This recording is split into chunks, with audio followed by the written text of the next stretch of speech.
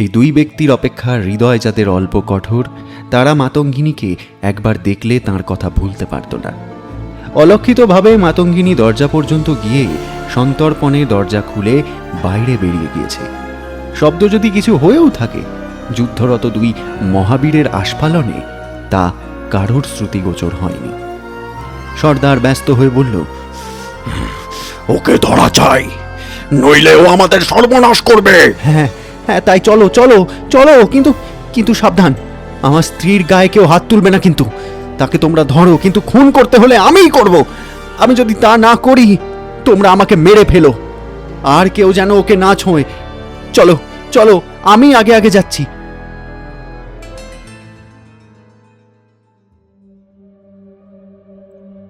নমস্কার, গল্প.in 2.0 আজকের পর্বে আপনাদের সকলকে স্বাগত।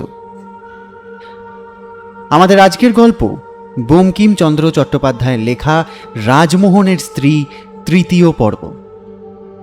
আগের পর্বে কি হয়েছে সেটা সংক্ষেপে বলে দিই। প্রথম পর্বে আমরা শুনেছিলাম রাজমোহন এক ডাকাত সর্দারের সাথে পরিকল্পনা করে রাজমোহনের স্ত্রী মাতঙ্গিনীর ভাইরা ভাইয়ের সম্পত্তি লুট করার পরিকল্পনা করছে। সেই কথোপকথন মাতঙ্গিনী শুনে ফেলে এবং মাটিতে লুটিয়ে পড়ে। তারপর সে সিদ্ধান্ত নেয় এই সংবাদটা তার ভাইরা ভাইয়ের কাছে পৌঁছাতে হবে। তাই রাত বিরেতে সে বেরিয়ে পড়ে তার ভাইরা ভাইয়ের বাড়ির উদ্দেশ্যে। সেখানে গিয়ে সমস্ত কথা বলে দিলে তার ভাইরা ভাই তখনকার মতো একটা সুব্যবস্থা নেয়। কিন্তু মাতঙ্গিনী সেখানে থাকে না। মাতঙ্গিনী সেখান থেকে ডাকাতদের চোখ এড়িয়ে আবার নিজের বাড়িতে ফিরে আসে এবং তার পিছু নেয় রাজমোহন। ডাকাত দলের সাথে রাজমোহনও ছিল। রাজমোহনের স্ত্রীকে রাজমোহন হাতে নাতে ধরার পর তাকে হত্যা করার চেষ্টা করতে যাবে, এমন সময় দুটো ছায়ামূর্তি জানলা দিয়ে ভেতরে ঢোকে। এরপর কি হলো শুনবেন আজকের পর্বে। শুনতে থাকুন আজকের গল্প রাজমোহনের স্ত্রী তৃতীয় পর্ব।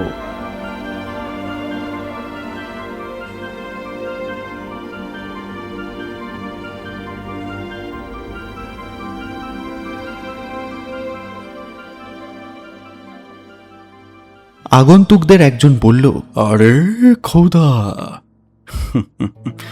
নিজের পরিবারকে খুন করবে নাকি?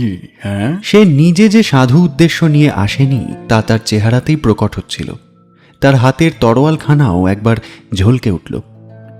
রাজমোহনও গর্জন করে আগন্তুকদের দিকে ধাবিত হল। প্রশ্ন করল, কে তোরা? তার হাতের ছুরি দ্রুত আবর্তিত হতে লাগলো। আমার ঘরে ডাকাতি! বেয়াদবি হাসি হেসে আগন্তুকদের একজন উত্তর দিল, আস্তে আস্তে, গোলমাল করলে তোমার ঘরের লোকেরাই জেগে উঠবে যে। ডাকাত নয় দোস্ত, একটু নিরীক্ষণ করে দেখ, আমাদের চিনতে পারবি। তারপর মাতঙ্গিনীর দিকে চেয়ে তাকে লক্ষ্য করে বলল, ওগো বালা, একবার আলোটা এদিকে নিয়ে এসো তো, দেখা যাক তোমার স্বামী তার বন্ধুদের মুখ মনে রাখতে পারে কিনা। কিন্তু মাতঙ্গিনীর তখন সম্পূর্ণ জ্ঞান লুপ্ত না হলেও সে মুহ্যমানের মতো পড়ে রইল। তাঁর জীবনের ওপর অতর্কিত আক্রমণ এবং অপ্রত্যাশিত বাধা দুই তাকে বিহ্বল করে ফেলেছিল। রাজমোহন বলল, শত্রু হও মিত্র হও, আমার বাড়ি থেকে বেরিয়ে যাও। আর তুমি নিশ্চিন্ত হয়ে তোমার পরিবারকে নিকাশ করো। দুঃসাহসী আগন্তুকের মুখ একটা পৈশাচিক হাসিতে উদ্ভাসিত হল। রাজমোহন উন্মাদের মতো গর্জন করে উঠল, আমার যা খুশি আমি করব, আমাকে থামাবে কে শুনি? এবং পরক্ষণেই সে ছুটে গিয়ে আগন্তুকের বুকে ছুরি বসাতে উদ্যত হল। আগন্তুক বিদ্যুৎ গতিতে সরে গিয়ে সেই আঘাত হতে আত্মরক্ষা করল এবং নিজের বিশাল তরোয়ালের এক আঘাতে রাজমোহনের হাতের ক্ষুদ্র অস্ত্র 10 হাত দূরে নিক্ষেপ করল। নিমেষ ফেলতে না ফেলতেই সে সজোরে লৌহ মুষ্টিতে রাজমোহনের হাত চেপে ধরল। এতক্ষণ পর্যন্ত নীরব সঙ্গীটিকে লক্ষ্য করে সে বলল, বিকু, আলোটা এদিকে ধর তো, আমার মুখটা ওকে দেখতে দে। বাপ রাজু, এই চাঁদ মুখ বাবা, তোমার চন্দ্রবদনী স্ত্রী এই মুখ দেখলে খুশি হবে। ভিকু প্রদীপ এনে তার সঙ্গীর মুখের কাছে ধরল। রাজমোহন বিস্ময়ে চিৎকার করে উঠল, সর্দার! আগন্তুক জবাব দিল, আগে হ্যাঁ সর্দার। যা হোক, তবুও চিনতে পারলে দেখলে? বন্ধুরা এত সহজে কি বন্ধুদের ভোলে? রাজমোহনের রাগ কিন্তু এতে প্রশমিত হল না। সমান ক্রুদ্ধ কণ্ঠে সে বলল, তোমরা তোমরা এখানে কেন? আমার বাড়িতে চড়াও হওয়ার মানে কি?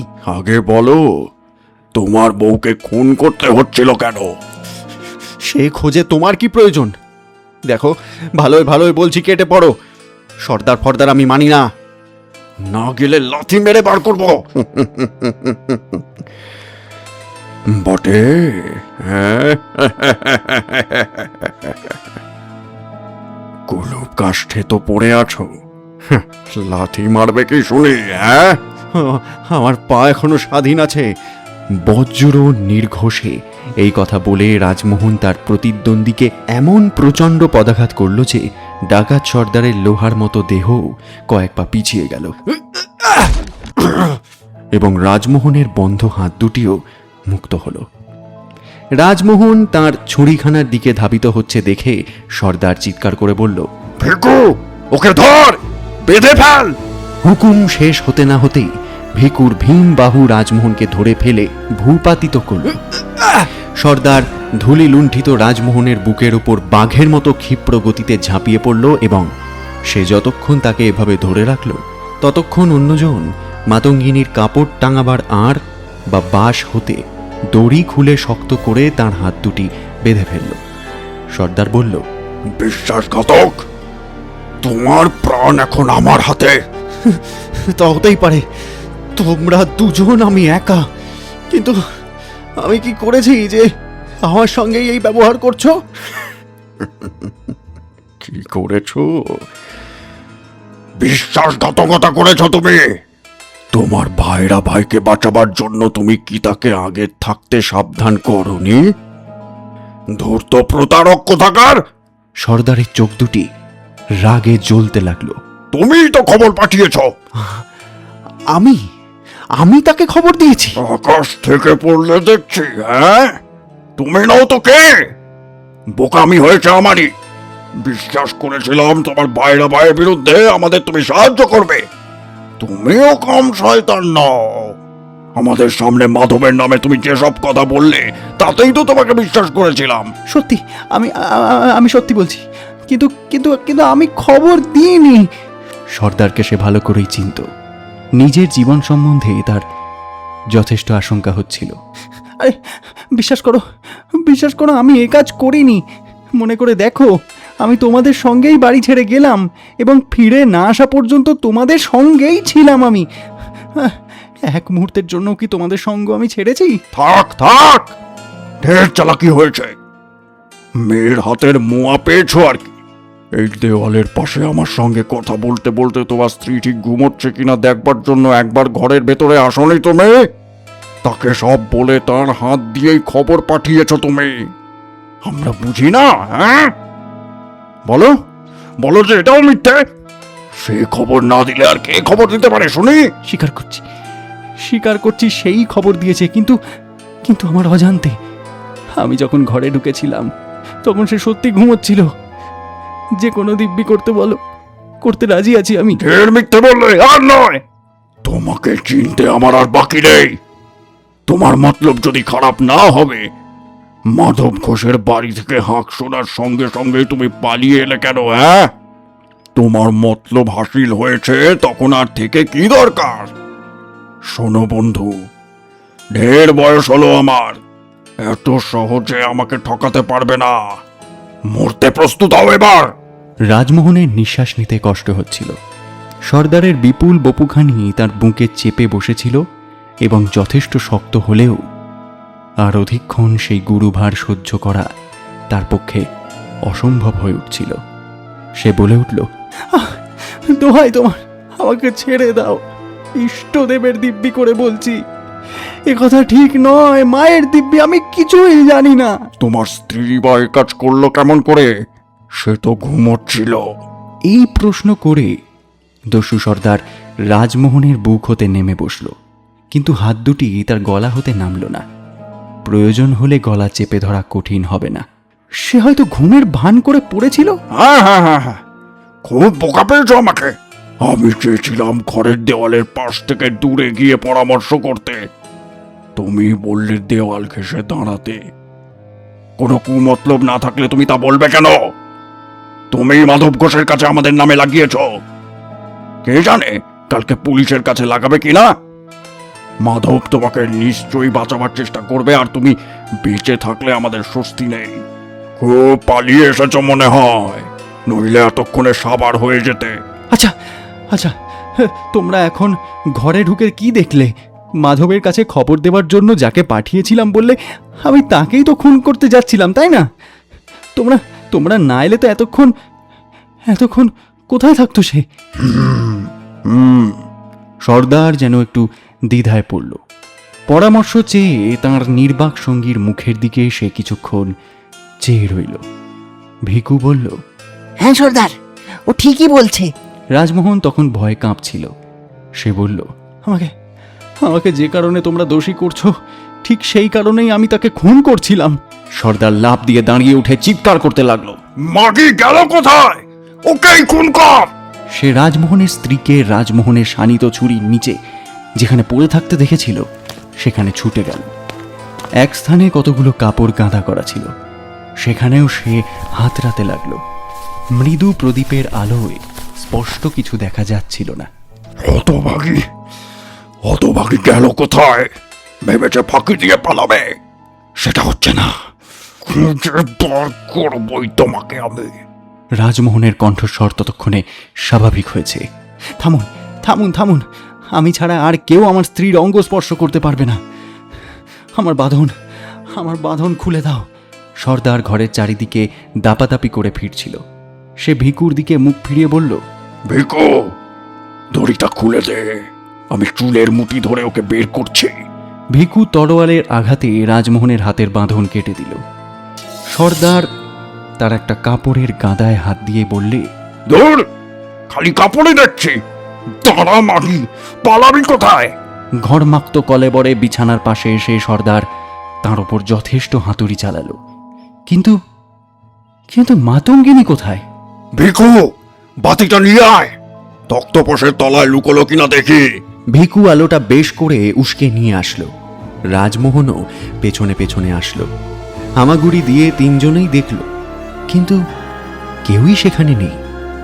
বাতি উঁচু করে ধরে তারা ঘরের আনাচে কানাচে তন্ন তন্ন করে খুঁজল, কিন্তু মাতঙ্গিনীকে দেখতে পেল না। রাজমোহন দরজার দিকে দৃষ্টিপাত করে চিৎকার করে বলল, দরজার দিকে চেয়ে দেখো, খোলা না। আমি ঘরে ঢুকে হুড়কো বন্ধ করেছিলাম, হতভাগী পালিয়েছে। মাতঙ্গিনী সত্যিই পালিয়েছিল। সর্দার এবং ওর স্বামী যখন পরস্পরের প্রাণ নিয়ে ঘোর যুদ্ধে মত্ত ছিল, তখন তার কথা তাদের স্মরণ ছিল না।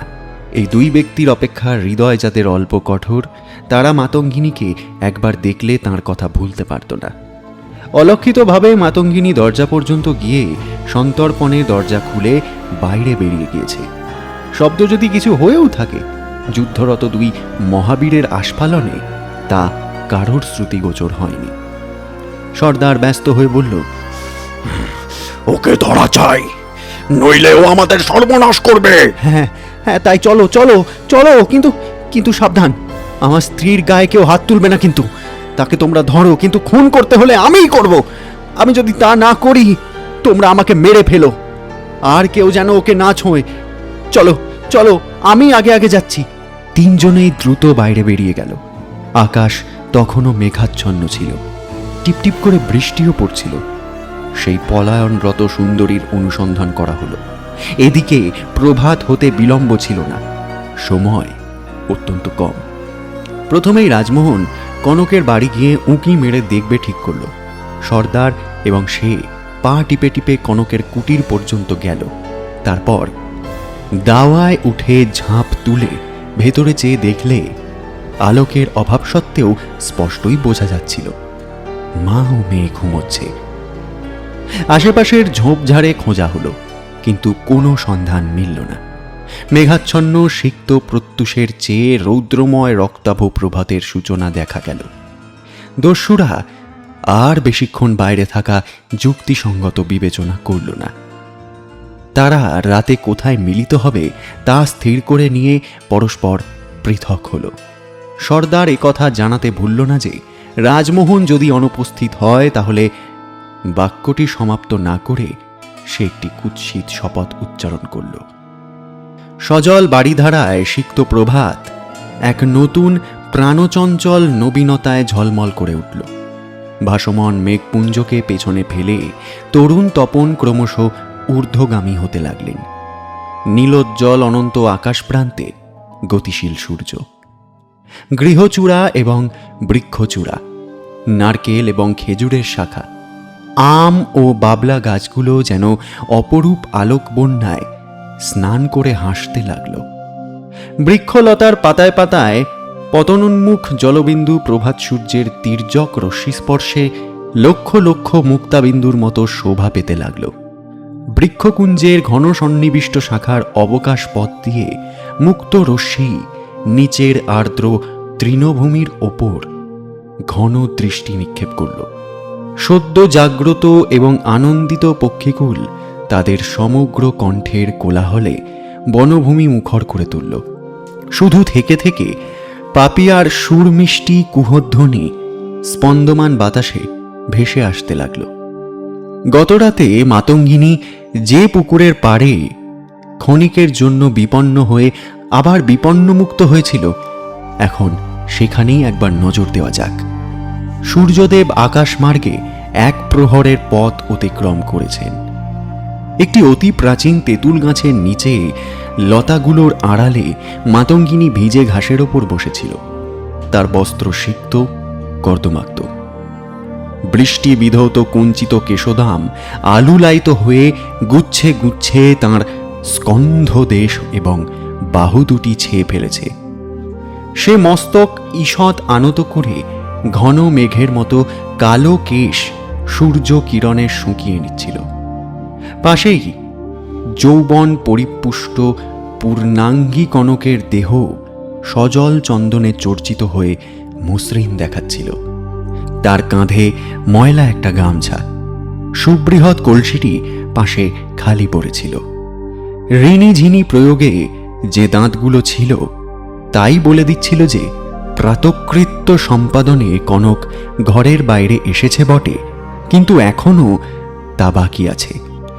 দুই সখীতে গভীর কোনো বিষয়ের আলোচনায় ব্যাপৃত ছিল। মাতঙ্গিনী তাঁর একমাত্র বিশ্বাসী এবং বুদ্ধিমতী সখীর কাছে বিগত রাতের ঘটনা পরম্পরা মৃদুস্বরে বিবৃত করছিল। কিছুক্ষণ অবাক বিস্ময়ে এই বর্ণনা শুনে কনক শিউরে উঠে বলে উঠল, ও মাগো, আমি হলে তো ভয়েই মরে যেতাম। ধন্য সাহস তোর দিদি। আচ্ছা, এখন তুই বরের কাছে ফিরে যাবি? মাতঙ্গিনী সুদীর্ঘ নিঃশ্বাস ছেড়ে বলল, আর কোথায় বা যাব? কনক অধীরভাবে বলে উঠল, আমার মাথা কাজ দিদি, সেখানে আর ফিরিস না, তারা তোকে আর জ্যান্ত রাখবে না। মাতঙ্গিনী কাঁদতে কাঁদতে বলল, মরতে আমাকে হবেই ভাই। অদৃষ্টের লেখা কে বা খণ্ডাবে? আর কোথায় বা আমি আশ্রয় পেতে পারি বল? বন্ধুর দুঃখে সহানুভূতিতে কনকের চোখ জলে ভরে আসলো। সে বলল, আমি বেশ বুঝছি দিদি, আমাদের বাড়িতে থাকা তোমার চলবে না, কিন্তু বাড়িতে তুমি কিছুতেই ফিরো না। হ্যাঁ, তোমার বোনের কাছে যেতেই বা তোমার আপত্তি কি? এই কথায় মাতঙ্গিনীর দেহে এক অপূর্ব ভাবান্তর ঘটল। উদ্গত অশ্রু মুছে ফেলে যে কঠোর সংযত ভাষায় সে মাধবের কাছ থেকে বিদায় নিয়েছিল, কথায় তেমনি জোর দিয়ে সে বলল, না, অসম্ভব। এ জীবনে আর সেখানে যেতে পারি না। মাতঙ্গিনীর ভাবভঙ্গি দেখে কনক আর প্রতিবাদ করতে সাহস করল না। সে আঁচলে মুখ ঢেকে কাঁদতে লাগল। হঠাৎ পেছন থেকে কে যেন বলে উঠল, আরে বেটিরা, এখানে লুকিয়ে লুকিয়ে কি পরামর্শ হচ্ছে শুনি? আহা, তোমরা কাঁদছো কেন? কি হয়েছে মা? ভয়চকিত সখীদের পাশে এসে সে দাঁড়ালো। সে একজন শ্যামলা রঙের প্রৌঢ়া নারী। তাঁর চুলে পাঁক ধরেছে, দেহ বার্ধক্যবশত কুঞ্চিত হতে শুরু করেছে। তার পরনে একখানা মোটা পরিষ্কার ধুতি, মুখ তামাকের রসে রাঙানো, কাঁধে রয়েছে গামছা এবং কোমরে একখানা কলসি তার সেখানে আগমনের কারণ বলে দিচ্ছিল। কনক এক মুহূর্তে চোখের জল ভুলে গেল।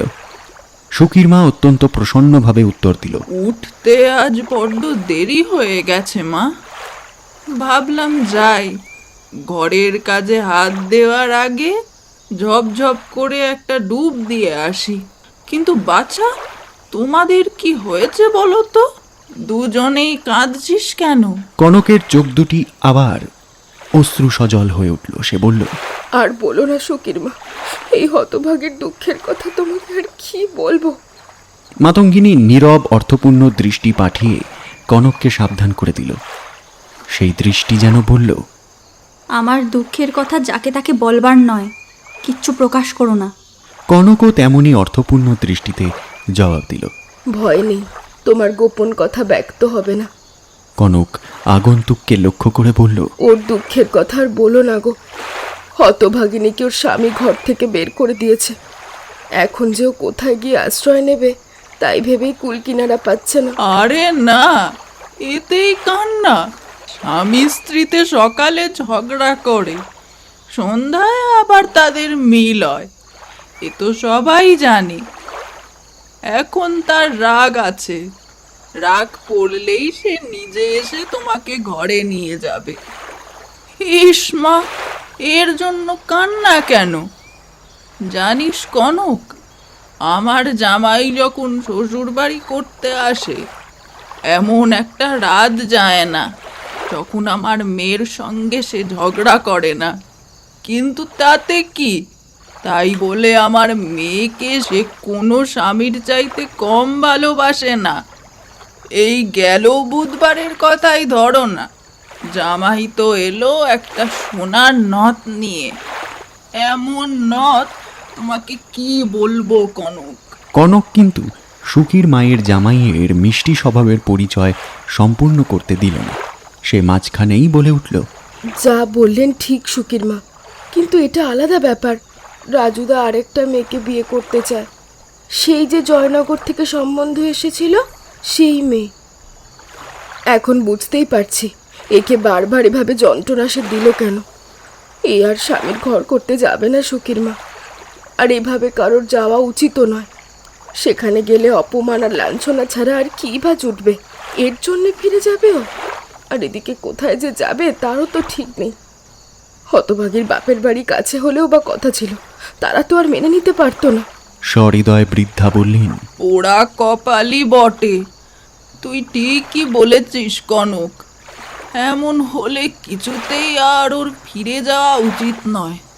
আবার বিয়ে করবে বলি, এমন সোনার চাঁদের মতো বউ কোথায় পাবে সে?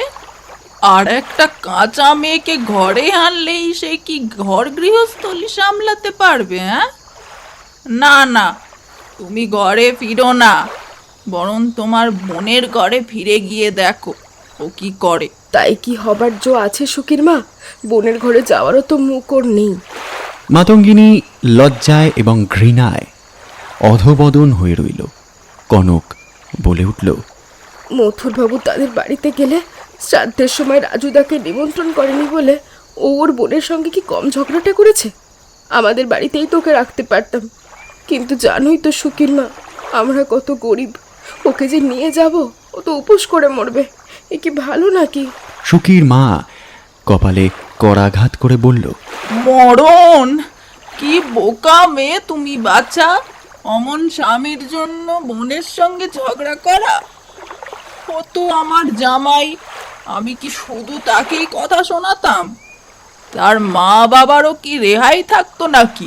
মরুগ্গে! আয় মা, তুই আমার সঙ্গে আয়। বিপন্ন এবং স্তব্ধ মাতঙ্গিনীর দিকে ফিরে সে বলল, আমার সঙ্গে এসো। আমাদের গিন্নির সঙ্গে যতদিন খুশি তুমি থাকবে। বড় মা তোমাকে বড্ড ভালোবাসেন, তোমাকে পেলে তিনি খুশি হবেন। তারপর তোমার স্বামীর রাগ পড়লে তা সে শিগগিরই পড়বে, তোমাকে বাড়ি যেতে সাদাসাদি করলে তবে তুমি যেও।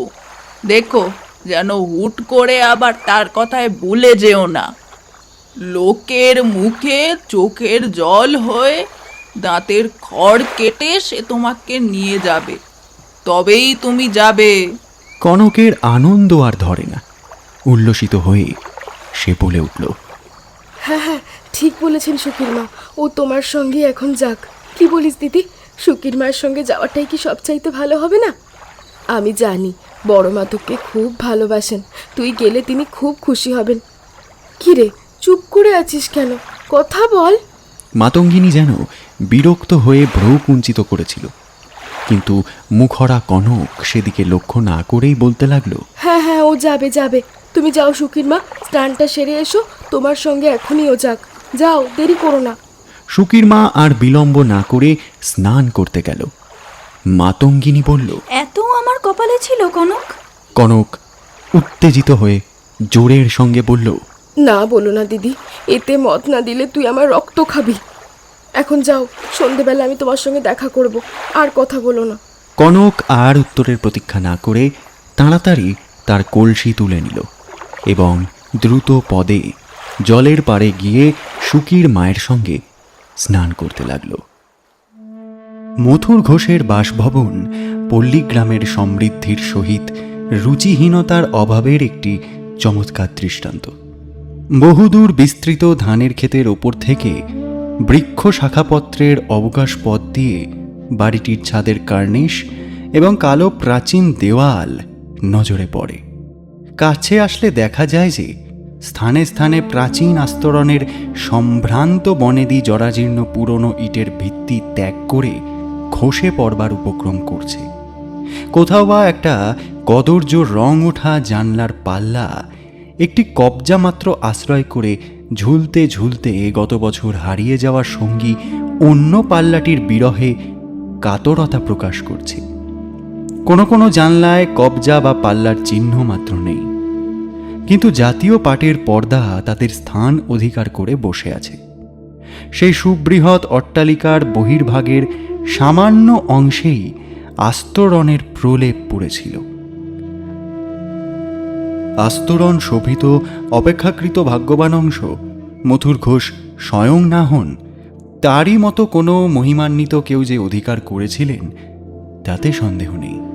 এখানে খুঁজলে ভিনিসীয় খড়খড়ির দুই একটা টুকরো যে না মিলবে তা নয়, কিন্তু জন্মের মতো এই বাড়িটা ওরূপ সূক্ষ্ম অলঙ্কারে শোভিত হতে প্রস্তুত ছিল না।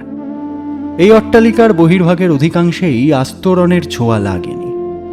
অনাবৃত ইষ্টক স্তূপের ওপর ধুলো কাদা এবং মূষকালির প্রলেপ পড়ে একটা বীভৎস সৌন্দর্যের সৃষ্টি করেছিল। এখানে সেখানে ইটের দেওয়াল ফুঁড়ে একটা আধটা তরুণ বউ অথবা অপেক্ষাকৃত নিম্ন শ্রেণীর কোনো গাছ মাথা খাড়া করে যেন কোনো পারস্য সম্রাট কল্পিত শূন্য ঝুলন্ত উদ্যানের একটি সংক্ষিপ্ত সংস্করণ গড়ে তুলবার বাসনা করছিল। বাড়িটি চারটি সম্পূর্ণ পৃথক মহলে বিভক্ত। সম্মুখ দিয়ে ঢুকতে গেলেই একজোড়া ভারী লোহার পাতমোড়া আলকাত্রা মাখানো কবাট পার হতে হয়। তারপরেই প্রশস্ত উঠান। উঠানের তিন দিকে দোতলা বারান্দা দিয়ে ঘেরা। বারান্দা খুব একটা উঁচু নয়। তোরণের ঠিক বিপরীত দিকেই 5 খিলানের ওপর দণ্ডায়মান সুপ্রশস্ত হলঘর। হলঘরের ভেতর বাইরে সবখানেই আস্তরণের কাজ করা, কিন্তু বহু বর্ষার অত্যাচারে সাদা আস্তরণ করা দেওয়ালে কিঞ্চিত রঙের সমাবেশ হয়েছে। বিশেষ করে যে সকল স্থানে ছাদের জল নিকাশের জন্য পাইপ বসানো ছিল সেই স্থান একদম কালো হয়ে গিয়েছে। হলঘর থেকে অন্দরমহলে যেতে হলে গোলক ধাঁধার মতো অন্ধকার এবং স্যাঁতস্যাঁতে অনেকগুলো কামরা পার হয়ে যেতে হয়। অন্দরমহলটি ঝকঝকে বাড়ি, মাঝখানে প্রাঙ্গণ এবং প্রাঙ্গণের চারপাশে আগের মতোই বারান্দা। আস্তরণের কাজ এখানেও আছে, কিন্তু অধিকাংশ থামের নগ্নমূর্তি কালের প্রকোপে প্রকট হয়ে পড়েছে। বাড়ির শিশুরাও এই কাজে কম সহায়তা করেনি। ওপরের এবং নিচের সকল ঘরের দেওয়ালেই অসংখ্য লাল সাদা কালো সবুজ চিহ্ন, এক কথায় রামধনুর 7 রঙের রঞ্জিত। অতিরিক্ত পান খাওয়ার ফলে রসালো মুখের ভার লাঘবকারী পিক অথবা চিন্তাশীল কোনো দাসীর কাঁদা আধারের ভার সইতে না পেরে মাটির হাঁড়ি ভেঙে ফেলবার ফলে অথবা পান সাজার রূপ সুখকর কাজের ভার যার ওপর দেওয়ালকে তোয়ালে ভাবে ব্যবহার করে তাঁর কাজের পরিচয় আঙুলের চিহ্নরূপে ঘন ঘন দেওয়ালে মুদ্রিত করে দেওয়ার জন্যই এরূপ হয়েছে। কয়লার সাহায্যে অঙ্কিত বহু চিত্র, ইঞ্জিনিয়ার কল্পনা অথবা গুইডোর বর্ণনা গৌরব না থাকলেও দুষ্টু বালকদের সময় নষ্ট করবার অথবা বুদ্ধিমতী বালিকাদের ক্ষুধার্ত প্রহরী যাপনের প্রচেষ্টার সমীক্ষারূপে বর্তমান ছিল। উঠোনে ইট বা পাথরের বালাই ছিল না। জননী বসুন্ধরা সকল প্রকার উদ্ভিজ্জ গৌরবে শোভিত ছিলেন। গৌরবটা বেশি ছিল 4টি কোণে। উঠোনের মাঝখানে এদিকে ওদিকে চারিদিকে যাওয়ার পথ। সংসারের যত আবর্জনা আর ময়লা জল মিশে ঘন কালো হয়ে উঠোনের একদিকের কোণে যেন যুগ যুগ ধরে বিশ্রাম করছে, সেই কালোর তুলনা নেই। এখান থেকে একটা সংকীর্ণ গলি দিয়ে অপরিসর অথচ দৃঢ় একটা দরজা পার হলেই বাড়ির 3য় মহল, আর এখানেই রান্নাঘর। 2 দিকে সারি সারি একতলা কতগুলো কুঠুরি, মাঝে বিস্তৃত প্রাঙ্গণ। উদ্ভিজ্জ গৌরবে আগের প্রাঙ্গণ থেকেও এটি বেশি সমৃদ্ধ। এখানে ধরিত্রীজাত শাকসবজির ওপর যে অকথিত অত্যাচার প্রতিদিন অবিরাম করা হচ্ছে তাঁর নিদর্শন স্পষ্ট। শস্যক্ষেত্রে বাসকারী নিম্ন জাতীয় জীবদের ওপর এই বিভাগের কর্তৃ ঠাকুরনরা যে অত্যাচার করেন তাঁরও চিহ্ন রয়ে গেছে। অপ্রতিহত গৌরবে যুগ যুগ ধরে জমে থাকা ঝুল এখানে রাজত্ব করছে। চতুর্থ অর্থাৎ শেষ মহলটি রান্নাঘরের পেছনে অবস্থিত, কিন্তু এদিক থেকে ওই মহলে প্রবেশ করবার সব পথই অবরুদ্ধ। বাড়ির মেয়েদের মধ্যে যারা কদাচিৎ এই মহলে প্রবেশের অধিকার পেয়েছে তাদের সংখ্যা খুবই কম। পুরুষেরা এই মহলটিকে গুদাম মহল বলতো। বাইরে থেকে গুদাম মহলে প্রবেশ করবার একটা মাত্র দরজা, অত্যন্ত স্থূল এবং প্রায় নিরেট। এই মহলের 3 দিকে খাঁড়া উঁচু প্রাচীর। বাইরের কেউ যাতে বাড়ির এই অংশে হঠাৎ প্রবেশ করতে না পারে সেই জন্য এই প্রাচীরের উপরিভাগ বোতলের ভাঙা কাঁচ দিয়ে দুর্গম করা হয়েছে। চতুর্থ অর্থাৎ বাকি দিকে সারি সারি একতলা কতগুলো ঘর। প্রত্যেক ঘরের দেওয়াল অসম্ভব রকম পুরু। দরজাগুলো ছোট, কিন্তু লোহার পাতমোড়া জানলার বালাই কোনোটিতেই নেই। সম্ভব অসম্ভব সব প্রকার দ্রব্য সংরক্ষিত রাখবার জন্য এই গুদাম ঘরগুলো ব্যবহৃত করা হয় বলে সকলে জানত। বাড়ির একদিকে সুপ্রশস্ত সুপুরি বাগান, মাঝে মাঝে বকুল গাছ, চতুর্দিকে ইটের প্রাচীর দিয়ে ঘেরা এবং ঠিক মাঝখানে কানায় কানায় পরিপূর্ণ একটা পুকুর। এই অংশটিকে বাড়ির খিড়কি বলা হতো। রান্নাঘরের কাছ দিয়ে এই অংশে আসতে হয়। এরপরেই আর একটা দরজা পার হলেই গৃহ সংলগ্ন উদ্যান। সিঁড়ি অত্যন্ত অপ্রশস্ত এবং অন্ধকার। নিরেট ইটের স্তূপ ধাপে ধাপে ওপর পর্যন্ত গিয়েছে। এবার স্বয়ং মথুর ঘোষের শয়নকক্ষের বর্ণনা দেওয়া যাক। এই কক্ষের দেওয়ালের পলেস্তারা করা আস্তরণের আবরণ যথাসম্ভব পরিষ্কার আছে। 2-1 জায়গায় যে এর পলেস্তারা খসেনি তা নয়। এখানে সেখানে 2-1টা কলঙ্কের দাগ, কদাচিৎ 2-1টা আঁচড়ও দেখা যাচ্ছে। এই কক্ষের একদিকের একটা কোণ ঘেঁষে অনাবৃত মেঝের ওপর সেগুন কাঠের একটা ভারী এবং উঁচু খাট দাঁড়িয়ে আছে। কাষ্ঠ নির্মিত মেঝের সঙ্গে সামঞ্জস্যহীনভাবে একটা ডোরা কাটা জালের পর্দা চারিদিকে মাটির ওপর পর্যন্ত ঝুলছে। কাঠের কয়েকখানা প্রকাণ্ড আলমারি এবং চেস্ট অফ ড্রয়ার্সও ছিল। সময়ের প্রকোপে এবং অযত্নে সেগুলোর বার্নিশ বিশেষভাবে ক্ষয়প্রাপ্ত হয়েছে। এগুলো ঠিক পালঙ্কটির বিপরীত দিকে দেওয়াল ঘেঁষে বিরাজ করছে। একটি কি 2টি ড্রেসিং বা আয়না রাখার টেবিল, কয়েকটি অতি সাধারণ গ্রাম্য বাক্স এবং সিন্দুক, যাদের ডালার চারধারে মোটা পিতলের পাত দিয়ে মোড়া এবং মাঝে মাঝে কারুকার্যের টুকরো বসানো। এই হলো সেই কক্ষটির আসবাবপত্রের সম্পূর্ণ পরিচয়। বিপরীত দুই দেওয়ালের মাথা থেকে পরস্পর মুখোমুখিভাবে দুটি সুবৃহৎ ছবি ঝুলছে, একটি মা কালীর কালো মূর্তি এবং অন্যটি মা দুর্গার ছবি। দূর থেকে দেখলে এটি কাঁকড়ার ছবির মতো মনে হয়। অন্য দুই বিপরীত দেওয়ালে করাল বদনী কালী এবং ভগবতী দুর্গার মতো অত উঁচুতে নয়। দেওয়ালের মাঝামাঝি সারি সারি ইউরোপীয় শিল্পকর্মের কয়েকটি নমুনা রক্ষিত ছিল। কুমারী মাতা মেরি এবং তার শিশু সম্পর্কিত অনুরূপ শিল্প যে কক্ষের শোভাবর্ধন করছিল, তার অধিবাসীরা শিল্পীর প্রতিভা অথবা খোদাই কর্মের কলাকৌশল যথার্থ কী প্রকাশ করতে চেয়েছে সে বিষয়ে সম্পূর্ণ অনভিজ্ঞ। এই কক্ষে একটা জানলার ঠিক পাশে একটি রমণী বসে আছেন। তার বয়স 18-র কাছাকাছি হবে। তার মুখ এবং গঠন এখনো সুন্দর বলা যায়। তাকে শ্যামবর্ণা বলতে হবে। তার দুই চোখ বড় এবং ভ্রু কুচকুচে কালো। মৃদু অথচ হাস্যোজ্জ্বল একটা জ্যোতি সেই দুটিতে ঝিকমিক করছিল। এটা ছাড়া রমণীর আর কিছু বিশেষ লক্ষ্য করার মতো ছিল না, কিন্তু মোটের ওপর তাঁর দেহে এমন একটা মাধুর্যের বিকাশ দেখা যাচ্ছিল যা তাঁর সহজাত। এক মুহূর্তের জন্যেও এই মাধুর্য তাঁর অঙ্গ ছেড়ে যায়নি। তার সুডৌল দেহখানিকে বেষ্টন করে একটি পরিষ্কার শাড়ি শোভা পাচ্ছিল, কিন্তু মহিলার মাথায় কোনো আবরণ ছিল না। সদ্য স্নান করা উজ্জ্বল কুঞ্চিত কেশদাম আলুলায়িত হয়ে তাঁর পিঠের ওপর ছড়িয়ে পড়েছিল। চিরুনির সাহায্যে তা আঁচড়ানো হয়নি। বিশৃঙ্খল বলেই যেন অধিকতর মনোহর মনে হচ্ছিল। সাধারণত যেরকম ভারী ভারী গয়না আমাদের চোখে পড়ে, তার চেয়ে হালকা সোনার অলঙ্কারে তার কান, বুক, গলা, বাহু এবং কবজি শোভিত ছিল। যে কারণেই হোক, তার নাকের ছিদ্রে এবং গালে নখের সূক্ষ্ম এবং হালকা খাঁজ শোভা পাচ্ছিল না, কিন্তু পায়ের যথাস্থানে থাকা মলগুলো রুনুঝুনু করছিল। জানালার চৌকাঠে মানুষের চুলের কয়েকটি গোছা ঝুলছিল। রমণীর আঙুলগুলো এগুলোর সাহায্যে কিশোরী বালিকাদের কাম্য বেণীর গোছা নির্মাণে ব্যস্ত ছিল। 10 বছরের একটি বালিকা তার কাছে বসেছিল। তাঁর অপরূপ সুন্দর মুখশ্রীতে বয়স্ক রমণীটির মুখের আদল খুঁজে পাওয়া দুষ্কর নয়।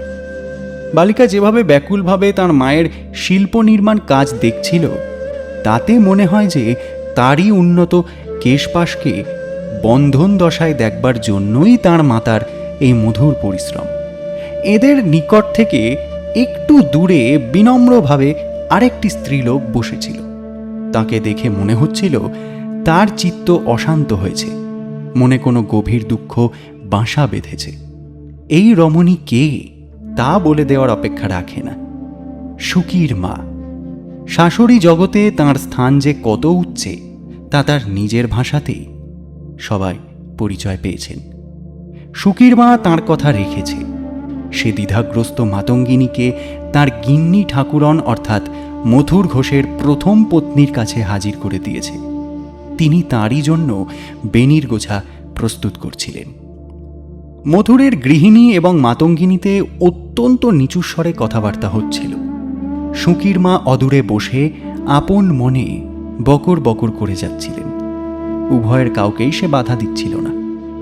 এই কথোপকথন অথবা বকুনি বিস্তারিতভাবে শ্রোতাদের শোনাবার প্রয়োজন নেই, কারণ তাঁর বুদ্ধিবৃত্তির প্রতি শ্রদ্ধা প্রকাশ করে ধরে নেওয়া যায় যে তিনি অনুমানে এদের কথাবার্তা কী ধরনের হবে তা বুঝে নিয়েছেন। কনকের মিথ্যে গল্প থেকে সুখীর মা হতভাগিনী মাতঙ্গিনী সম্বন্ধে যতটুকু সংবাদ গ্রহণ করেছিল, তাঁর ওপর নিজের কল্পনার অনেকখানি রং চড়িয়ে অনেকগুলো ভালো ভালো কাল্পনিক বর্ণনা যোগ করে দিয়ে তাঁর দুরাবস্থা সম্বন্ধে গিন্নি ঠাকুরনকে অবহিত করে দিয়েছে। পরিশেষে নিজের সুখী কন্যার দৃষ্টান্ত উদ্ভূত করে বিবাহিত জীবনের সূক্ষ্ম সম্বন্ধে মন্তব্য করতেও সে ছাড়েনি। সহৃদয় বৃদ্ধা ঠিকই বিচার করে দেখেছিলেন যে এই সকল অতিরঞ্জিত বা কাল্পনিক বর্ণনায় তাঁর মক্কেলের কোনোই ক্ষতি হবে না, অথচ তার নিজের বাক্যচাতুর্য দেখবার যথেষ্ট অবকাশ সে পাবে। এই বৃদ্ধার সামনেই আসল ব্যাপারটা খুলে বলবার সাহস মাতঙ্গিনীর হলো না। ভালো মানুষ সুখীর মা যতক্ষণ তার সম্বন্ধে গল্প বলে গেল, সে নীরবে বসে শুনল এবং অনিচ্ছা সত্ত্বেও কোনো প্রতিবাদ না করে সুখীর মায়ের প্রায় সব কথাই মেনে নিল।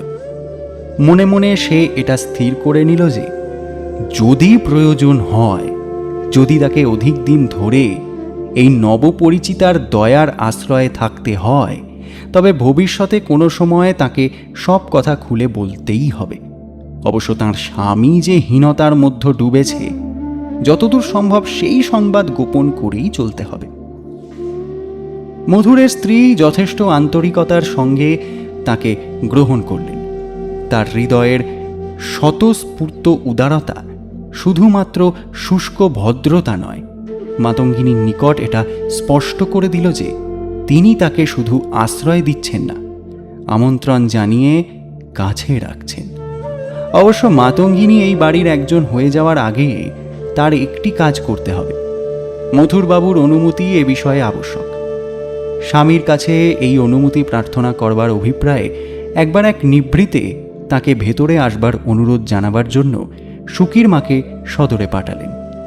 বৃদ্ধা তখনও তাঁর কন্যার স্বামী সৌভাগ্য সম্বন্ধে বক্তৃতা থামাননি। স্বামীকে কি জন্য ডাকছেন তা তিনি মাতঙ্গিনীর নিকট ভাঙলেন না। কয়েক মিনিট পরে তাঁর স্বামী ঘরে প্রবেশ করলেন। তিনি মাথার ঘোমটা টেনে দিলেন। মাতঙ্গিনীর পক্ষে আর সেখানে বসে থাকা রীতিরুদ্ধ, সুতরাং সে কক্ষ থেকে বেরিয়ে গেল। কিন্তু তার আগেই গৃহস্বামীর অপলক চোখে পরিচয় এবং বিস্ময়ের একটা দৃষ্টি সে যেন দেখতে পেল। মথুর ঘোষ দুই বিবাহজনিত সৌভাগ্য সুখ অথবা দুর্ভাগ্য পীড়ার মধ্যে দুই পত্নীর দাসত্ব বা প্রভুত্ব অথবা দুই করে দিনপাত করছিলেন। জ্যেষ্ঠা তারার পরিচয় আমরা আগেই পেয়েছি। কনিষ্ঠা চম্পক, বয়সে তারা অপেক্ষা অন্তত 8 বছরের ছোট। কি দেহ সৌষ্ঠবে, কি বর্ণগৌরবে সপত্নী অপেক্ষা সে অনেকাংশেই শ্রেষ্ঠ। তদুপরি স্বভাবতই চপল সৌন্দর্যের মায়াজাল বিস্তারে সে পটু ছিল। তার ফলে তার সমস্ত অঙ্গভঙ্গিতে এমন একটা দাম্ভিক এবং কঠোর রূপ ফুটে উঠত যে সেই অঞ্চলের রূপসীরা রূপ গর্বে তাঁর কাছে পরাজয় মেনে নিয়েছিলেন। সকলে তাকে এজন্য হিংসে করত। গর্বিতা এবং প্রভুত্ব পরায়ণা চম্পক বাড়ির সকলকে মা ঠাকুরন হয়ে শাসন করত। বাড়ির লোকজন তাকে ভয় করত, হয়তো ভেতরে ভেতরে অপছন্দও করত। কেননা তার রুক্ষ মেজাজের পরিচয় পেয়ে সকলেই বুঝেছিল যে মুখের সৌন্দর্যের সহিত হৃদয়ের উদারতার বড় বেশি সম্পর্ক নেই। এবং ঠিক এই কারণেই জ্যেষ্ঠ হিসাবে সতীন তারার দাবি বেশি হওয়া উচিত হলেও সেই ছিল সংসারের সকলের কাছে আসল গৃহকর্ত্রী। মথুর ঘোষের স্বভাবে অবশ্য ভালোবাসার বা ভালোবাসা পাবার মতো কিছু ছিল না, এবং এটাও নিশ্চয় যে প্রেম তার মনের শ্রেষ্ঠ বৃত্তিও নয়। কিন্তু সৌন্দর্যের মোহ সকলের ওপরই প্রভাব বিস্তার করে, তাই মথুরও তাঁর দ্বিতীয় স্ত্রীর অনুরাগী ছিল। মনের সুরুচি এবং সুবুদ্ধি প্রণয়বৃত্তিকে আবেগপূর্ণ এবং স্বর্গীয় করে হৃদয়ে হৃদয়ে মিলন ঘটায়। কিন্তু ইন্দ্রিয় বশ মনে এটা কমলিপ্সা অথবা নারী মাধুর্যের অজানা হিসেবের কাছে অন্ধ আত্মসমর্পণেই শেষ হয়। কিন্তু হৃদয় বৃত্তির প্রবলতা দুই ক্ষেত্রেই সমান তীক্ষ্ণ হতে পারে। সুতরাং এটা আশ্চর্যের বিষয় নয় যে মথুর চম্পককে ভালোবাসত। ভালোবাসা যদি নাও বলা চলে, তবে সে চম্পকের প্রতি অধীর এবং অন্ধভাবে অনুরক্ত ছিল। চারদিকের সকলের স্বার্থকে নিজের স্বার্থসিদ্ধির প্রয়োজনে লাগিয়ে কঠিন মনের শক্তিকে যে ব্যক্তি সকলের প্রভু হয়েছিল, এই চপলার ইচ্ছাশক্তির কাছে সে ছিল একদম কৃতদাস। তারার স্বভাবে এমন মাধুর্য এবং ধৈর্য ছিল যে তার বিরুদ্ধে ক্রোধের কোনো কারণ তার থাকার কথা নয়। কিন্তু তারা সম্বন্ধে মথুর উদাসীন ছিল। হয়তো সেই উদাসীনতা এত বেশি যে তারার প্রতি সে কোনো দিন দুর্ব্যবহারও করতে পারত না। রাজমোহনের স্ত্রী তাদের বাড়িতে আশ্রয় নেবে, এর অনুমতি স্বামীর কাছ থেকে পেতে তার আর বেগ পেতে হয়নি। উত্তরে মথুর বলেছিলেন, দেবতা ও ব্রাহ্মণের আশীর্বাদে আমার বাড়িতে খাওয়া পড়ার অভাব নেই। আর তুমি যখন বলছো মেয়েটির স্বভাব ভালো, তবে যতদিন ইচ্ছে সে আমার এখানে থাকতে পারে। কিন্তু সরলা তারা বুঝতে পারেনি যে কাজের ক্ষেত্রে এর ফল অন্যরকম হবে এবং তার এই সহৃদয়তাকে ব্যর্থ করবে। চম্পক পছন্দ করেনি যে তার সতীনের আনুকূল্যে এ বাড়িতে বাইরের কেউ আশ্রয় পায়। মথুর ঘোষের অট্টালিকার ওপর অস্তগামী সূর্যের ম্লান কিরণ এসে পড়েছে। মাতঙ্গিনীর ভাগ্যে যেদিন আজ অশুভ বিপদজালের সূচনা দেখা দিয়েছে, সেই দিনটি সন্ধ্যার দিকে ঢলে পড়েছে। দোতলার এক খোলা বারান্দার ওপর তির্যকভাবে সূর্যকিরণ রেশ বিছিয়ে দিচ্ছে। শুধু বারান্দার ওপর বসে তাঁরা তাঁর মেয়ের খোঁপা বাঁধতে ব্যস্ত ছিল, কিন্তু সেই বেনি মা কিংবা মেয়ে কারোর পছন্দ মতো হচ্ছিল না। মাতঙ্গিনী কাছেই বসে হুঁ হাঁ করে কতগুলো অশিষ্ট এবং বিরক্তিকর প্রশ্নের উত্তর দিচ্ছে। প্রশ্নকারিণী চম্পক। মুখরা এক দাসীর সাহায্যে সে তার ছোট পা দুটিতে আলতা পড়তে পড়তে মাতঙ্গিনীকে অনর্গল প্রশ্ন করে যাচ্ছিল। কেমন করে এটা সে বুঝবে যে তার স্বামী যাকে কৃপাবশ হয়ে গৃহে আশ্রয় দিয়েছেন এবং ইচ্ছে করলে যে কোনো মুহূর্তে যাকে ঘরছাড়া করতে পারেন, সেই আশ্রিতা তার মুখের কোনো প্রশ্নের উত্তর দিতে অনিচ্ছুক হতে পারে? মাতঙ্গিনী অত্যন্ত সংক্ষেপে এবং বিনীতভাবে উত্তর দিচ্ছিল, কিন্তু তাতে এই সুন্দরীর গর্বে আঘাত লাগায় সে আরও চটে উঠেছিল। মাতঙ্গিনীকে আহ্বান করে তারা বলল, দেখো, দুপুরবেলা থেকে চেষ্টা করেও এই মেয়ের খোপা কিছুতেই বাঁধতে পারছি না। তুমি বোধহয় ভালো পারো। যদি তুমি এই বেনিটা কিভাবে বাঁধে দেখিয়ে দাও, তবে কাজটা শেষ করতে পারি। মাতঙ্গিনী সেদিনের জন্য খোপা বাঁধবার অনুমতি চাইল। বলল, আমিও ভালো পারি না, কিন্তু চেষ্টা করে দেখি। মেয়ের পেছনে বসে মাতঙ্গিনী বেনি খুলে নতুন করে খোঁপা বাঁধতে লাগল। চম্পক বাধা দিয়ে বলল, আহা, দিদি বুঝি নিজেদের সেই পশ্চিমী খোপা বাঁধছেন? যেমন ছিল তাই বরং ভালো। মাতঙ্গিনী উত্তর দিল, এদেশের মতো খোপা বাঁধতে যদি আমি পারি, তবেই সুন্দর মুখকে আরও সুন্দর দেখাবে। ইস, দুষ্টু মেয়ে যদি সুন্দরী হয়, তবে সৌন্দর্যকে কি কেউ অবজ্ঞা করে নাকি? তুমি যা বললে বোন, সেদিক দিয়ে হিসেব করলে তোমার অমন সুন্দর মুখকেও কুশ্রী করে রাখা উচিত। না বাবু, দুষ্টু মেয়েদের এক মাথা চুল আছে বলে গেরস্থ ঘরের মেয়ের তা থাকবে না, এই কেমন ধারা কথা?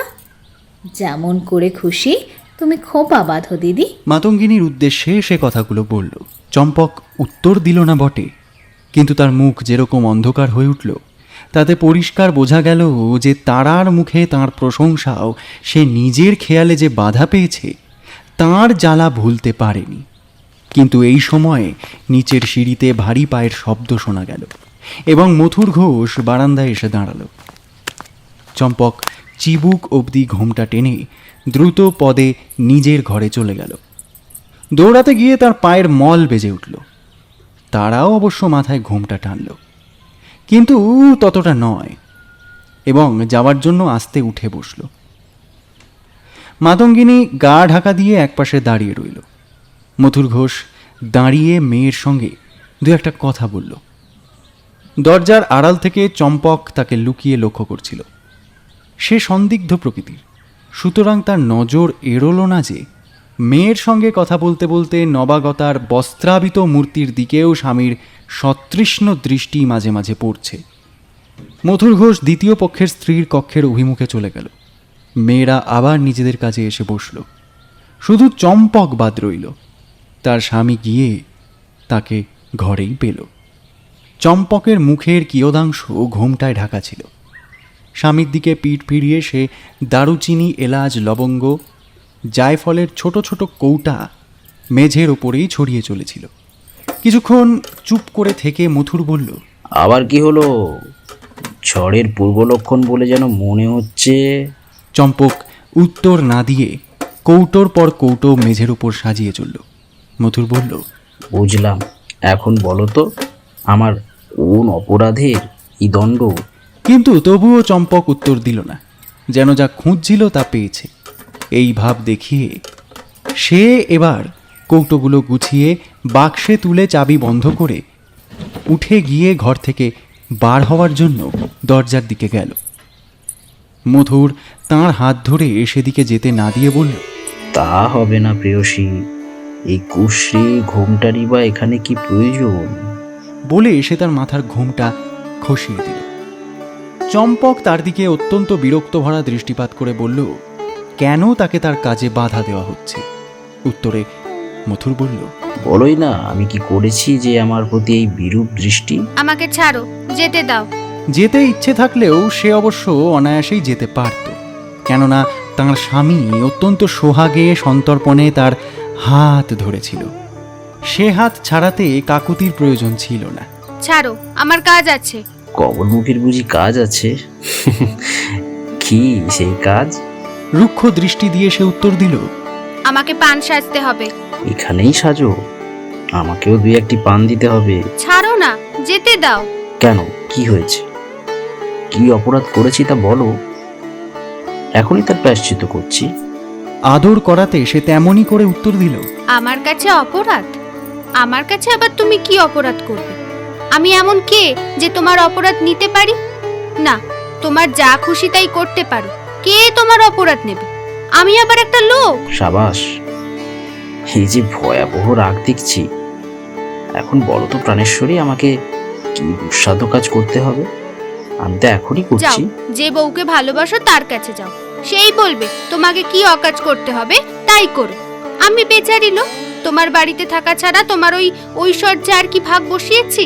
আমার কথা তুমি কেন শুনবে? আর তোমার এ বাড়িতে তো যে সে থাকতে পারে। ব্যাপার কি বুঝে মথুর বলল, তাই নাকি? সে বলতে যাচ্ছিল সতীনের কথায় ওই গরিব মেয়েটিকে আশ্রয় দিয়েছি বলেই এই রাগ, কিন্তু নিজেকে সংযত করে এসে থেমে গেল। তোমার বাড়ি, যাকে খুশি আশ্রয় দিতে পারো। এখনো রাগ যেন যায়নি এমনই ভাবে এই উত্তর দিল, কিন্তু তার বিরক্তির কারণ যে স্বামী এতক্ষণ বুঝেছে, এতে সে মনে মনে কতটা খুশি হয়েছিল। এবার মথুর গম্ভীরভাবে বলল, মেয়ের রাগ রেখে সত্যি করে বলো তো, এই অনাথ স্ত্রীলোকটিকে কিছুকালের জন্য আশ্রয় দিতে তোমার কি আপত্তি? অনাথ স্ত্রীলোক? কেন, অন্যায় করেছে, বাড়ি থেকে তাড়িয়ে তো দেবেই। কিন্তু সে যে অন্যায় করেছে তা তুমি কি করে জানলে? কেন, তুমি কি ভাবো যে বিনা কারণে ওকে বাড়ি থেকে তাড়িয়ে দেওয়া হয়েছে? নিজের স্ত্রীকে কেউ কখনো খেয়ালে পড়ে বাড়ি থেকে তাড়ায়? হ্যাঁ, হতে পারে বটে, সে অন্যায় করেছে, কিন্তু তার স্বামীও অন্যায় করতে পারে। কিন্তু সে যাই হোক, বাড়িতে তাকে আশ্রয় দেওয়া কোনো ক্রমে অন্যায় হতে পারে না। আবার চম্পক বিরক্ত হয়ে উত্তর দিল, যা খুশি তা করো, আমার মত চাও কেন? আবার ইস, মেয়ে মানুষের প্রাণে আরো বেশি দয়া থাকা উচিত। যোগ্য হলে কে না দয়া দেখায়? ভালো মন্দ সকলকেই কি দয়া করা উচিত? কিন্তু কে তোমাকে বললো যে ও সত্যিই দুরবস্থায় পড়েছে? লোকে তো ওর স্বভাব ভালো বলেই জানে। লোকে বলে? চম্পক তার সুন্দর সুবৃহৎ নখের এক ঝাঁকুনি দিয়ে বলল, সুখীর মায়ের বাজে বকুনি থেকে তুমি তো সব সংবাদই পেয়েছো। ওর ওই মিথ্যা প্রমাণকে তুমি লোকজনের কথা বলে বিশ্বাস করছো কেন শুনি? মথুর আবার প্রশ্ন করল, কেন, তুমি কি ওর সম্পর্কে ভালো ছাড়া খারাপ কিছু কাউকে বলতে শুনেছো? পুরুষের চাইতে মেয়েদের কথা মেয়েরাই বেশি জানে। তুমি কি শুনেছো? এইবার একটু বক্রোক্তি করে সে উত্তর দিল, মেয়েদের গোপন কথা শোনাবার ব্যগ্রতা দেখানো ভদ্রলোককে মানায় না। মথুর ঘোষ বিরক্তি বোধ করল। যে উদ্দেশ্যেই হোক, মথুরের নিশ্চিত ইচ্ছে ছিল মাতঙ্গিনী তাঁর আশ্রয়ে থাকবে। এখন নিজের ইচ্ছে মতো সব কাজ হোক যেভাবে, স্ত্রীর কাছ থেকে এই অপ্রত্যাশিত বিরুদ্ধ ব্যবহার পেয়ে সে বিরক্ত বোধ করল। কিছুক্ষণ চিন্তা করে থেকে মথুর বলল, অন্তত তুমি এইটুকু নিশ্চয় স্বীকার করবে যে আত্মীয় স্ত্রীলোককে বাড়ি থেকে বের করে দেওয়া অত্যন্ত খারাপ দেখায়। আর তুমি তো জানো ও আমাদের আত্মীয়, আমাদের ওপর কি ওর কোনো দাবি নেই? আর একজনের আত্মীয়তা সূত্রেই তো আমাদের আত্মীয়। বোনের বাড়িতেও আশ্রয় নিল না কেন? নিজের বোনের চেয়ে কি আমরা ওর বেশি আপন, না প্রয়োজন? তারা ওকে ভালো করে চেনে বলেই বোধহয় সেখানেও আশ্রয় নিতে যায়নি। তুমি অত্যন্ত ছোট লোক, পৃথিবীতে যে নিরাশ্রয় তার বিরুদ্ধেও তোমার রাগ। আমার বাড়িতে খাওয়া পড়ার অভাব আছে নাকি? না, সে যাই হোক, ও যদি এ বাড়িতে আশ্রয় পায়, আমি আমার অংশ ছেড়ে চলে যাব। দাও আমাকে বাপের বাড়ি পাঠিয়ে, ও থাকুক এখানে। যে বাড়িতে ওরকম মেয়ে মানুষ বাস করে, নিজের মেয়ের সেখানে থাকা পছন্দ করার মতো লোক আমার বাবা নয়। এসব আবার কি? না, আমাকে বাপের বাড়ি পাঠিয়ে দাও। জানো তো আমি তোমাকে ছেড়ে থাকতে পারি না। এই মেয়ে মানুষটি থাক। তাহলে ওকে তাড়াও, তাড়াও ওকে। ও তোমার কে যে ওকে তাড়াতে বাধা হবে? আচ্ছা, একটু ভাববার সময় দাও। এই কথা বলে মথুর ঘর ছেড়ে চলে গেল। মনে থাকলো যতদিন স্ত্রীর মন না বদলায় ততদিন তাকে কোনো প্রকারে বুঝিয়ে সুঝিয়ে ঠেকিয়ে রাখবে। সেদিন সন্ধ্যায় সে যখন পুনরায় এই ঘরে ফিরল, তখন এক অদ্ভুত দৃশ্য দেখল। ঘরের এক কোণে তাঁর শয্যা থেকে অনেক দূরে অপর ঘর থেকে একটি সাধারণ খাট এনে তদুপরি আরেকটি বিছানা পাতা হয়েছে। এ কার জন্য? অতিরিক্ত শয্যার প্রতি দৃষ্টি পড়াতে মধুর জিজ্ঞাসা করল। চম্পক কথা বলল না, শুধু শয্যার ওপর নিজেকে নিক্ষেপ করে কোনো উত্তর না দিয়েই ঘুমিয়ে পড়ল। বেচারা মথুর ঘোষের সেই রাত কেমন কাটল তা বলে দেওয়ার অপেক্ষা রাখে না। পরের দিন সকালে ঘুম থেকে উঠে বৈঠকখানায় গিয়ে সে দেখল তাঁর জন্য একটা ব্যক্তি অপেক্ষা করছে। রাজমোহন ঘোষ বলে সে নিজের পরিচয় দিল। সে মথুরকে তাঁর আগমনের উদ্দেশ্য বুঝিয়ে বলল সে সংবাদ পেয়েছে যে তার স্ত্রী এখানে। সে মনান্তরের অজুহাতে বাড়ি ছেড়ে এসেছে। তাকে ফিরিয়ে নিয়ে যাওয়ার সাহায্যের জন্য অনুরোধ করতে সে এসেছে। মথুর স্বামীর কাছে স্ত্রীকে ফিরিয়ে দেবার এই অনুরোধ প্রত্যাখ্যান করতে পারল না। চম্পকের হাসি মুখ দেখবার এবং সাংসারিক শান্তির ইচ্ছে তো ছিলই, এছাড়া অন্যান্য অনেক দিক বিচার করে এটা ছাড়া অপর কোনো পথও সে দেখতে পেল না। যখন মাতঙ্গিনীকে সংবাদ দেওয়া হলো তাকে যেতে হবে, নিজের ভাগ্যে যা ঘটবে সে কথা ভেবে তার শরীরের রক্ত হিম হয়ে গেল। তার জীবনমৃত অবস্থায় সে সুখীর মায়ের পেছনে পেছনে চলল। তাকে বাড়িতে রেখে আসবার ভার সুখীর মায়ের উপর পড়েছিল। তারা খিড়কির দৌড় অবধি তাকে এগিয়ে দিল এবং সম্ভব হলে আরও খানিক এগিয়ে দিত। তাকে সে ভারী মনে বিদায় দিল এবং স্বামীর সঙ্গে মনান্তর ভুলে সুখে শান্তিতে থাকবার কথা সে মাতঙ্গিনীকে বারবার করে বলল। এরপর কি হলো জানতে হলে শুনতে হবে রাজমোহনের স্ত্রী চতুর্থ এবং অন্তিম পর্ব আগামী সপ্তাহে ঠিক গল্প.in 2.0-তে। ভালো থাকবেন, সুস্থ থাকবেন। ধন্যবাদ।